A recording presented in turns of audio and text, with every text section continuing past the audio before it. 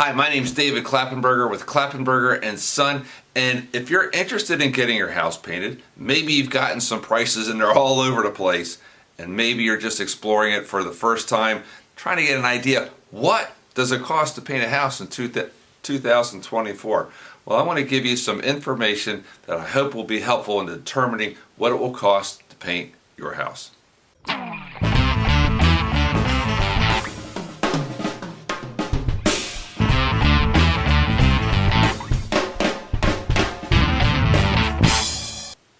Let's start with shutters. Most homes that have shutters, we can paint the shutters between $35 and $50 per shutter. That includes taking them down, cleaning them, and giving them a couple coats of paint. More complicated shutters, like wood shutters, can take longer to get off the house, require more prep work, more scraping, priming, plus the 2 coats of paint, adding the cost to paint a shutter around $100 or more.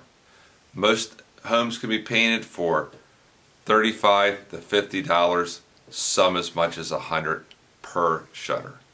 Taking a look at the trim around your house, we do trim by the linear foot. Linear foot is you just measure the overall length. You don't really worry about the width of the boards as so much as just the length of them. And flat boards like fascia boards, rake boards, vertical trim boards, things like that are going to be around between $1 and $2 a foot. Soffits, crown molding, dental molding are going to push it up closer to $3 to even $5 with dental molding, a linear foot. Window frames are relatively easy to paint, especially on the first floor where you only need a step ladder. You're talking maybe $20, $25 each. A second floor, going up and down the ladder, maybe $30, $35 per window frame. Square footage cost of siding can really be divided into 2 camps: the porous sidings and the non-porous sidings. An example of non-porous surface would be vinyl siding, aluminum siding, hardy board, smooth wood, and smooth stucco. These types of sidings, the paint doesn't absorb, so we need less paint, and it's also easier to apply. The porous surfaces like brick, stucco, drivit especially, masonry surfaces, where the paint gets absorbed, you need a lot more product, increasing the square footage cost. It's also more labor intensive to apply the paint. Porous surfaces can be as little as 45 cents a square foot per coat if we can spray and there's few obstructions. However, if we're on a ladder, there's lots of interruptions, lots of obstructions, and we have to brush and roll it, it can be as much as $2 or even $2.50 per coat per square foot. Again, these prices vary depending on how complicated the area is to paint. Are there a lot of interruptions and things that need to be taped up or cut around, or is it a nice big open space to paint? Let's take a look at an example. The band board along the bottom might be about $1 a foot, while the rake boards and fascia board above it might be closer to $1.50 a linear foot. And the trim board at the very top of the second floor, that might be $2 a linear foot, because the time to paint it takes longer. The same is true for the siding. The lower siding is going to be a little bit cheaper price than the upper siding.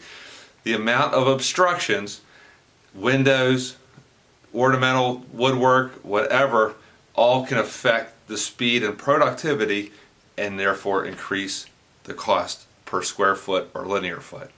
I'd like to talk about labor costs. Labor costs are going up. They've been going up for the last few years, and they are still going up. We used to pay painters $18 to $22. Now we're paying painters, ready for this, $25 to $35. Materials have also gone up. Paint has gone up about 6 to 12% every year. It's just going up, up, up. And I still highly recommend, even though the paint is going up, to get a premium grade paint and apply 2 coats. 2 coats gives it the needed amount of protection. Very important. 1 coat is not sufficient is not sufficient. And any paint that has any type of warranty, you have to put 2 coats on. The cost of painting your house, if you had us come out and paint your house, 85% of the cost is going to be labor, 15% of it is going to be materials. Of that 15%, 2 to 3% is going to be incidentals, caulk, plastic, tape, brushes, those kinds of things. The other maybe 12-13% is going to be the paint itself. If we go from a mid-grade paint to a premium grade paint, we're really doubling the cost of the paint. Even though we're doubling the cost of the paint, that's only adding 12 to 13% to the total cost of the job.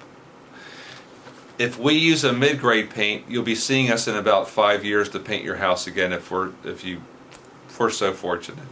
If you use a premium grade paint, you're not going to see us for 10 years.